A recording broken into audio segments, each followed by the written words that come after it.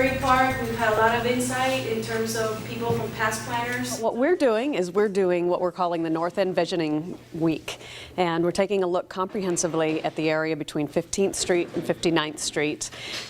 in northern West Palm Beach, and from Flagler to Windsor Avenue West, and really taking a comprehensive look at some different opportunities and plans for redevelopment. We're looking specifically in this study at the Broadway corridor all the way from 59th Street down to where it ends near Northwood Village, and looking at what are the possible redevelopment strategies for that corridor, both from the business side in terms of how those businesses can develop, because we know the constraints with the depths of the properties, and then in addition to that, how we can make the corridor safer for pedestrians, look better and more attractive when people come through the neighborhood so that they feel that there's an identity. We're going to look into obviously what happens with the Northwood Village, the West End anchor site, the development of that, how that ties into the potential development that could happen in the Curry Park area by the Curry Park.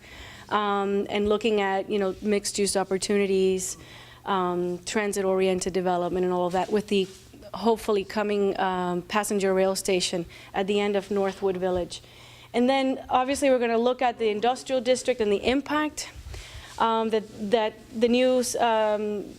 Northwood connector will have in that particular area as it relates to redevelopment, and obviously, the potential infill of industrial parcels in that area and making it easier so good industrial development can occur there. Connectivity, where it's lacking it, specifically where the industrial area is impacted. And then in terms of neighborhoods overall, we're obviously going to look at the Pleasant City neighborhood, the Coleman Park neighborhood, and everything west of Broadway and east of Broadway in more of a comprehensive approach, understanding what are some of the critical issues there with streetscape improvements, possibilities for parkways and greenways and parks and all of that. It feels like they are like platforms of different heights. Like you have 6 stories, 8 stories. I think the biggest surprises that we've had from this entire process is something that's really come as a surprise to me, and that's the involvement of the community, the involvement of the neighborhoods coming out together, NVT, NCON, the developer community, of course we expected, but just the neighborhoods and the physical presence of the neighbors at these planning sessions has been not only surprising but really gratifying, and we appreciate that. They have a real interest in making this area change, and I believe that there's great synergy with the community. The support that we've received this week really shows the level of interest and enthusiasm and love for their community.